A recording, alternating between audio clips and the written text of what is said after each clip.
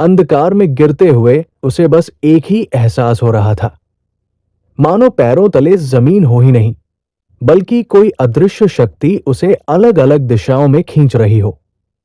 अगले ही क्षण रुद्रांश ने स्वयं को एक अनजानी भूमि पर खड़ा पाया। सांसें हल्की असंतुलित थी, पर उसकी आंखें शांत थी, जैसे भीतर कुछ गहराई से बदल चुका हो। उसके सामने एक विशाल और अनंत मैदान फैला हुआ था। जमीन पर हल्की चमकती रेखाएं अपनी धीमी लय में बह रही थी, मानो कोई प्राचीन चक्र पुनः जागृत हो रहा हो। वातावरण में एक गहरा सन्नाटा व्याप्त था, जो सीधे हृदय पर प्रभाव डाल रहा था। तो ये है तीसरा स्तर, उसने धीमे स्वर में कहा। इस बार उसकी आवाज में भय नहीं था, बल्कि एक अपरिचित किंतु दृढ़ आत्मविश्वास झलक रहा था। अचानक सामने की धुंध हलचल करने लगी। उसमें से एक आकृति उभरी, न अत्यंत विशाल, न भयावह, पर पूरी तरह स्थिर, जैसे वो पहले से उसकी प्रतीक्षा कर रही हो। तुम देर से आए हो। स्वर शांत था, पर उसमें एक सूक्ष्म दबाव छिपा हुआ था। रुद्रांश ने उसे ध्यानपूर्वक देखा। साधारण वस्त्र, कोई अस्त्र नहीं, किंतु उसकी आंखें, उनमें कुछ ऐसा था जैसे वे उसे भीतर तक पढ़ सकती हों। तुम कौन हो? उसने सीधा प्रश्न किया। आकृति हल्के से मुस्कुराई। यहां नामों का कोई महत्व नहीं, यहां केवल चुनाव मायने रखते हैं। रुद्रांश ने भौहें सिकोड़ी। और यदि मैं कोई चुनाव ही न करूं? उत्तर तुरंत मिला। तो तुम्हारे लिए कोई और निर्णय ले लेगा। कुछ क्षणों तक मौन छा गया। वातावरण और अधिक भारी हो गया। रुद्रांश ने चारों ओर दृष्टि डाली। जमीन की रेखाएं धीरे धीरे उसकी ओर खिसक रही थी, मानो उसे किसी एक दिशा में धकेल रही हो। तो ये एक खेल है, उसने हल्की मुस्कान के साथ कहा, या फिर एक परीक्षा?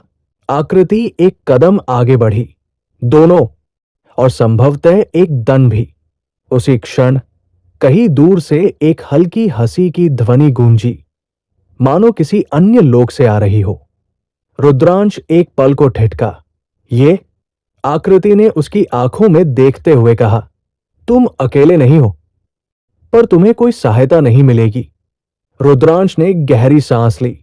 अच्छा है, सरल चीजों में कोई रोमांच नहीं होता। उसकी आंखों में एक हल्की चमक उभर आई। अचानक जमीन की सभी रेखाएं तेजी से प्रकाशित हुई और अगले ही क्षण अनेक मार्गों में विभाजित हो गई। हर मार्ग अलग दिशा में भिन्न ऊर्जा के साथ फैल गया, कुछ उष्ण, कुछ शीतल, और कुछ इतने भारी कि उनके समीप जाना भी कठिन प्रतीत हो। आकृति ने हाथ फैलाया। चुनो। रुद्रांश ने प्रत्येक मार्ग को ध्यान से देखा। फिर बिना अधिक विचार किए वो उस मार्ग की ओर बढ़ गया जो सबसे शांत प्रतीत हो रहा था। क्या तुम्हें पता भी है ये तुम्हें कहाँ ले जाएगा? पीछे से आवाज आई। वो रुका नहीं। नहीं, पर मैं जानना चाहता हूं। जैसे ही उसने उस मार्ग पर कदम रखा, पूरी भूमि कांप उठी। वातावरण और अधिक घना हो गया। पीछे खड़ी आकृति पहली बार गंभीर दिखाई दी। रोचक, उसने धीमे स्वर में कहा। तुमने वही मार्ग चुना है जहां से अधिकांश लोग लौटकर नहीं आते। परंतु रुद्रांश नहीं रुका। उसके कदम स्थिर थे, दृष्टि सामने केंद्रित और मन पूर्णतः तैयार। और तभी मार्ग अचानक विलुप्त हो गया। क्षण भर में वो गहरे अथाह अंधकार में गिरने लगा। लेकिन इस बार वो तनिक भी विचलित नहीं हुआ। इस बार अंधकार में गिरते हुए रुद्रांश की सांसें बिखरी नहीं, बल्कि उसकी दृष्टि और अधिक शांत हो गई। मानो अब उसे गिरने का भय नहीं, बल्कि किसी अनजाने क्षण का इंतजार हो। कुछ ही पलों में उसका शरीर मध्य आकाश में थम गया, जैसे किसी अदृश्य शक्ति ने उसे थाम लिया हो। धीरे धीरे वो एक शीतल, धातुमय सतह पर उतरा, पर वो भूमि साधारण नहीं थी। उसमें एक हल्की धड़कन थी, जैसे वो जीवित हो। रुद्रांश ने तुरंत चारों ओर नजर दौड़ाई। ये कोई खुला मैदान नहीं था, बल्कि एक विशाल गोलाकार प्रांगण था। चारों दिशाओं में ऊंची दीवारें खड़ी थी, जिन पर विचित्र प्रतीक मन प्रकाश में चमक रहे थे। और उस पूरे क्षेत्र के केंद्र में वो अकेला खड़ा था। तो ये अगला खेल है, उसने धीमे स्वर में कहा। तभी ऊपर से एक गूंजती हुई आवाज सुनाई दी, जीवन और विश्वास। प्रथम परीक्षण। रुद्रांश ने ऊपर देखा, कोई दिखाई नहीं दिया, किंतु वो स्वर हर दिशा से प्रतिध्वनित हो रहा था। तुम्हें चयन करना होगा, अपनी शक्ति या किसी अन्य की रक्षा। वो हल्का सा मुस्कुराया। हर बार चुनाव ही क्यों? अचानक भूमि कांप उठी और उसके सामने 3 आकृतियां प्रकट हुई। पहली, भीम घायल अवस्था में भूमि पर गिरा हुआ। दूसरी, बजरंगी किसी अदृश्य बंधन में जकड़ा हुआ। तीसरी, शैल्या अकेली खड़ी, पर उसके चारों ओर घनी अंधकारमय ऊर्जा घूम रही थी। रुद्रांश की दृष्टि एक पल के लिए ठहर गई। मायाजाल, उसने धीमे से कहा, पर उसके हृदय की गति अनायास तेज हो गई। आवाज पुनः गूंजी, समय सीमित है, तुम केवल एक को बचा सकते हो। भीम ने उसकी ओर देखा। भाई, जल्दी कर, बजरंगी ने दांत भींचते हुए कहा। नाटक मत कर, जो सही लगे वही कर। पर शैल्या मौन थी। उसकी दृष्टि केवल रुद्रांश पर स्थिर थी, गहरी, सीधी, मानो बिना शब्दों के ही सब कह रही हो। कुछ क्षणों तक रुद्रांश वही खड़ा रहा। उसकी मुट्ठियां हल्की भींच गई। ये वास्तविक नहीं है, उसने स्वयं से कहा। फिर भी उसके कदम आगे नहीं बढ़े। तभी शैल्या की आवाज सुनाई दी, धीमी किंतु स्पष्ट। यदि इतना सोचोगे तो हार जाओगे। रुद्रांश ने उसकी ओर देखा। और यदि चयन गलत हुआ तो? उसने बिना पलक झपकाए उत्तर दिया, तो तुम सीख जाओगे। क्षण भर का मौन। फिर रुद्रांश के चेहरे पर एक हल्की पर भिन्न मुस्कान उभरी। ठीक है, उसने एक कदम आगे बढ़ाया, पर किसी की ओर नहीं, बल्कि ठीक बीच में, जहां कोई नहीं था। आवाज फिर गूंजी, गलत निर्णय। अचानक तीनों आकृतियां एक साथ चीख उठीं और अगले ही पल सब कुछ चकनाचूर हो गया, मानो कांच टूटकर बिखर गया हो। पूरा प्रांगण पुनः रिक्त हो गया। रुद्रांश वही स्थिर खड़ा था। तुमने किसी को नहीं चुना। आवाज अब पहले से अधिक भारी थी। रुद्रांश ने शांत स्वर में उत्तर दिया, क्योंकि वास्तविक परीक्षा ये नहीं थी कि मैं किसे बचाता। उसने ऊपर दृष्टि उठाई, बल्कि ये थी कि मैं तुम्हारे खेल में फंसता हूं या नहीं। कुछ क्षणों तक गहरा मौन छाया रहा। फिर पहली बार एक हल्की हंसी गूंजी, रोचक। अचानक भूमि पुनः प्रकाशित हुई और इस बार उसके सामने एक नया द्वार प्रकट हुआ। वो द्वार काला, विशाल और अत्यंत भारी था, और उसके भीतर से एक विचित्र सघन ऊर्जा बाहर प्रवाहित हो रही थी। आवाज धीमे स्वर में बोली, अब देखते हैं जब चुनाव वास्तविक होगा। और धीरे धीरे वो द्वार खुलने लगा। जैसे ही द्वार पूर्णतः खुला, भीतर से शीतल नहीं, बल्कि अत्यंत भारी वायु का प्रवाह बाहर आया, मानो हर कदम का भार कई गुना बढ़ जाने वाला हो। रुद्रांश बिना किसी संकोच के भीतर प्रविष्ट हुआ और अगले ही क्षण उसके पैरों तले की भूमि परिवर्तित हो गई। अब वो एक संकरे, पथरीले मार्ग पर खड़ा था। दोनों ओर अथाह गहराई, इतनी गहरी कि नीचे कुछ भी दिखाई नहीं देता था। और उसके सामने 3 आकृतियां खड़ी थी। इस बार कोई भ्रम नहीं था। उनकी उपस्थिति स्पष्ट थी, उनका दबाव वास्तविक। मध्य में खड़ा व्यक्ति धीरे धीरे आगे बढ़ा, ऊंचा, शांत, और उसकी आंखों में वही कठोर शीतलता। तो तुम वही हो जिसने इस खेल को समझ लिया, रुद्रांश ने हल्की मुस्कान के साथ उत्तर दिया। और तुम वही हो जो अभी तक इसे सिर्फ खेल ही समझ रहा है। पीछे खड़े दोनों हंस पड़े। अगर देखो इसकी, एक ने कहा। दूसरा बोला, पहले गिरता है फिर सीखता है। सामने वाला रुका। यहां गिरने का अर्थ समाप्त होना है। रुद्रांश ने एक क्षण के लिए नीचे झांका, फिर उसकी दृष्टि सीधे उसकी आंखों में स्थिर हो गई। तो फिर गिरने नहीं देंगे। अगले ही पल बिना किसी चेतावनी के आक्रमण। धड़ाम, इतनी प्रबल टक्कर कि पत्थर का मार्ग तक कांप उठा। रुद्रांश पीछे खिसका, पर गिरा नहीं। उसके कदम किनारे से मात्र एक दूरी पर आकर थम गए। सामने वाला वही स्थिर खड़ा रहा। बस इतना ही, उसने शांत स्वर में कहा। रुद्रांश ने अपने होठों से रक्त पोंछा। अभी तो शुरुआत है। तभी पीछे खड़े दोनों भी आगे बढ़े। अब तीनों एक साथ। दबाव 3 गुना। अब कौन सा कौशल दिखाओगे? एक ने व्यंग्य किया। रुद्रांश ने गर्दन घुमाई। वही जिसे तुम समझ नहीं पाओगे। तीनों एक साथ टूट पड़े। प्रहार, वेग, आक्रमण, हर दिशा से वार। पर इस बार रुद्रांश भाग नहीं रहा था। वो मध्य में स्थिर खड़ा था, हर प्रहार को महसूस करता हुआ, मानो उन्हें पड़ रहा हो। एक वार उसके कंधे पर लगा, दूसरा उसके पास से निकल गया, तीसरा सीधा सामने। और उसी क्षण उसने अपना कदम बदला। छोटा किंतु सटीक। धड़ाम, पहला पीछे जा गिरा, दूसरे का संतुलन डगमगा गया, तीसरे का वार व्यर्थ चला गया। केवल एक क्षण और पूरा समीकरण बदल गया। सामने वाला पहली बार ठिठका। ये, रुद्रांश ने सीधी दृष्टि से कहा, तुम साथ हो, पर एक नहीं। फिर धीमे स्वर में जोड़ा, और यही तुम्हारी सबसे बड़ी कमजोरी है। पीछे से एक हल्की पर स्पष्ट आवाज आई। अच्छा कहते हो। रुद्रांश की दृष्टि एक पल को डगमगाई। शैल्या की आवाज, मानो पास ही हो पर दिखाई न दे। सामने वाला मुस्कुराया, ध्यान भटक गया। और यही अंत होता है। वो तीव्र गति से आगे बढ़ा, प्रहार इतना तीक्ष्ण कि मानो वायु को चीर दे। पर इस बार रुद्रांश तैयार था। उसने प्रहार को रोका नहीं, उसके साथ बहा।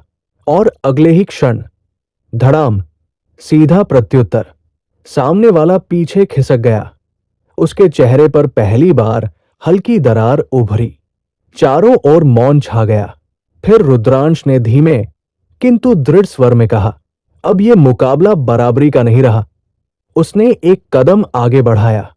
अब यह खेल मेरा है। उसी क्षण उसके पैरों तले की रेखाएं तीव्र प्रकाश से चमक उठीं, मानो वो मार्ग भी अब उसे पहचानने लगा हो। जैसे ही तीनों पीछे हटे, मार्ग एक क्षण के लिए शांत हो गया। पर वो शांति स्वाभाविक नहीं थी, बल्कि तूफान से पहले की भयावह निस्तब्धता जैसी। रुद्रांश ने जैसे ही एक कदम आगे बढ़ाया, भूमि अचानक चटक गई और पूरा रास्ता 2 भागों में विभाजित हो गया। नीचे वही अथाह अंधकार था और सामने एक नया मंच। पर इस बार वो रिक्त नहीं था। उसके मध्य एक मंद प्रकाश प्रज्वलित था और उसके भीतर शैल्या। लेकिन इस बार वो पहले जैसी शांत नहीं थी। उसकी आंखों में हल्की उलझन थी, मानो वो स्वयं भी समझ नहीं पा रही हो कि ये सब क्या हो रहा है। तुम फिर से फंस गए, उसने हल्के व्यंग्य के साथ कहा। रुद्रांश बिना रुके बोला, तुम्हें देखना था, इसलिए आया हूं। वो भौहें सिकोड़ते हुए बोली, हर बार यही कहते हो, कुछ नया नहीं है क्या? रुद्रांश हल्का सा मुस्कुराया, नया बहुत कुछ है, पर तुम समझोगी नहीं। क्यों? उसने तुरंत पूछा। क्योंकि तुम समझना ही नहीं चाहती। क्षण भर का मौन। वो थोड़ी झेंपी, पर तुरंत स्वयं को संभाल लिया। ध्यान दो, ये स्थान सुरक्षित नहीं है। उसी क्षण मंच के चारों ओर काली ऊर्जा घूमने लगी और वही गूंजती हुई आवाज पुनः सुनाई दी। अब वास्तविक विश्वास। रुद्रांश ने चारों ओर दृष्टि डाली। तुम्हारी ये अकादमी काफी नाटकीय है, शैल्या ने धीमे स्वर में कहा, और तुम हर बार मजाक करने लगते हो। रुद्रांश ने सहजता से उत्तर दिया, तुम सामने हो तो गंभीर रहना कठिन हो जाता है। वो एक पल के लिए चुप रही, फिर बोली, यदि तुम अभी भी मजाक कर रहे हो तो शायद तुम्हें डर नहीं लग रहा। रुद्रांश ने उसकी आंखों में देखा। डर है, पर तुम हो तो संभालना आसान है। वो कुछ कहने ही वाली थी कि अचानक उसके पीछे एक और आकृति प्रकट हुई। वही परिचित रूप, वही ठंडी दृष्टि, किंतु इस बार उसकी नजर केवल रुद्रांश पर नहीं, दोनों पर थी। तो ये है तुम्हारी कमजोरी, उसने धीमे स्वर में कहा। शैल्या तुरंत सतर्क हो गई। ये फिर से? रुद्रांश ने हल्का सा सिर घुमाया। हां, और इस बार दर्शक भी है। वो झुंझलाकर बोली, तुम हर बात को मजाक क्यों बना देते हो? रुद्रांश ने शांत स्वर में उत्तर दिया, ताकि डर गंभीर न हो जाए। अगले ही क्षण वो आकृति आगे बढ़ी, सीधा प्रहार। पर इस बार रुद्रांश अकेला नहीं था। उसने वार रोका और उसी क्षण शैल्या ने दूसरी दिशा से प्रत्युत्तर दिया। धड़ाम। पहली बार दोनों साथ लड़े, बिना शब्दों के तालमेल, मानो ये उनके लिए नया नहीं हो। एक वार रुद्रांश ने टाला, दूसरा शैल्या ने रोका, तीसरा दोनों ने मिलकर पलट दिया। आकृति पीछे हटी, पर रुकी नहीं। उसकी आवाज गूंजी, यदि एक गिरा तो दूसरा भी गिरेगा। शैल्या ने हल्का व्यंग्य किया, तो फिर गिरने ही नहीं देंगे। रुद्रांश ने उसकी ओर देखा। आत्मविश्वास अच्छा है, अभ्यास कम है। वो तुरंत बोली, तो फिर बचा लेना। हमेशा, रुद्रांश ने बिना सोचे कहा। एक क्षण का मौन, फिर दोनों एक साथ आगे बढ़े। इस बार टक्कर पहले से अधिक प्रचंड थी। मंच कांप उठा, नीचे का अंधकार और गहरा हो गया, और उसी क्षण रुद्रांश की आंखों के सामने फिर वही दृश्य कौंधा, वही युद्ध, वही गूंजती हुई आवाज। राजा। उसका कदम एक क्षण के लिए रुक गया, बस एक क्षण। पर इस बार वो अकेला नहीं था। शैल्या ने उसका हाथ थाम लिया। ध्यान केंद्रित करो, उसने धीमे स्वर में कहा। रुद्रांश ने उसकी ओर देखा, और पहली बार वो भ्रम टूट गया। उसने गहरी सांस ली। ठीक है, अब इसे समाप्त करते हैं। और इस बार दोनों ने एक साथ कदम बढ़ाया। जैसे ही दोनों ने एक साथ कदम बढ़ाया, सामने खड़ी आकृति पहली बार पीछे हटने लगी, पर अब बहुत देर हो चुकी थी। रुद्रांश और शैल्या की चाल पूरी तरह समन्वित थी। उनके वार अलग थे, पर प्रभाव एक। धड़ाम। भीषण टक्कर के साथ वो आकृति पीछे फिसली, और उसके चारों ओर फैली काली ऊर्जा दरकने लगी। पूरा मंच कांप उठा, नीचे का अंधकार मानो उफनने लगा हो। और तभी सब कुछ थम गया। क्षण भर की निस्तब्धता। फिर उसी अंधकार से एक धीमी आवाज उभरी, वाह! Team work. अगले ही पल मंच के दूसरे छोर पर एक नई आकृति प्रकट हुई, शांत, स्थिर, और अधरों पर वही हल्की मुस्कान। रुद्रांश की आंखें सिकुड़ गई। ये, शैल्या ने धीमे स्वर में कहा। नया खिलाड़ी? वो आकृति बिना आहट के आगे बढ़ी, मानो उसी स्थान का स्वाभाविक हिस्सा हो। फिर उसने हल्का सा सिर झुकाया और कहा, मिर्जा गालिब ने क्या खूब कहा है, खामोशी भी एक आवाज है, बस सुनने वाला चाहिए। कुछ क्षणों का मौन, फिर उसकी दृष्टि सीधे रुद्रांश पर टिक गई। तुम लोग बहुत शोर कर रहे थे। तभी पीछे से भीम की आवाज गूंजी, ओए, ये बीच में शायरी कौन सुना रहा है? अगले ही क्षण दूसरी ओर से बजरंगी भी प्रकट हुआ। भाई, ये लड़ाई है या मुशायरा चल रहा है? शैल्या ने तीखे स्वर में पूछा। तुम लोग यहां कैसे पहुंचे? भीम ने तुरंत जवाब दिया, हमें भी गिराया गया था। VIP treatment. वो शांत आकृति हल्का मुस्कुराई। लगता है मंडली पूरी हो गई। रुद्रांश एक कदम आगे बढ़ा। गब्बर। वो बिना रुके मुस्कुराया। पहचान लिया? बजरंगी हंस पड़ा। भाई, ये पहले भी ऐसा ही था, बस तब ज्यादा डरावना था। भीम बोला, और अब भी है। बस शायरी जुड़ गई है। शैल्या ने धीमे से पूछा। ये हमेशा ऐसे ही बोलता है? रुद्रांश ने उत्तर दिया। नहीं, जब बोलता है तभी ऐसा बोलता है। गब्बर ने सब पर एक नजर डाली, फिर शांत स्वर में कहा, डर और मजाक दोनों साथ चल सकते हैं, बस संतुलन होना चाहिए। बजरंगी तुरंत बोला, ये दर्शन बंद करेगा या लड़ाई भी करेगा? गब्बर ने हल्का सा सिर घुमाया। सामने टूटी हुई आकृति अभी भी उठने का प्रयास कर रही थी। लड़ेंगे, पर जल्दबाजी में नहीं। फिर उसने धीमे स्वर में एक और पंक्ति कही, जो गिरकर संभल जाए वही खिलाड़ी होता है, और जो दूसरों को गिराकर हंसे वही कहानी बनाता है। अगले ही क्षण वो अदृश्य हो गया। सभी एक साथ इधर उधर देखने लगे। कहा गया? भीम चिल्लाया। तभी पीछे से आवाज आई, यहां। धड़ाम, एक तीव्र प्रहार, और वो आकृति सीधे भूमि पर जा गिरी। इस बार वो उठ नहीं सकी। कुछ क्षणों तक गहरा मौन छाया रहा। फिर भीम ने धीमे स्वर में कहा, भाई, ये सच में खतरनाक है। बजरंगी हंसा, और एटीट्यूड भी पूरा है। शैल्या ने रुद्रांश की ओर देखा। तुम्हारी टीम काफी दिलचस्प है। रुद्रांश हल्का मुस्कुराया। तुमने अभी सब देखा नहीं है। उसी क्षण भूमि फिर से कांप उठी, इस बार पहले से अधिक तीव्रता के साथ।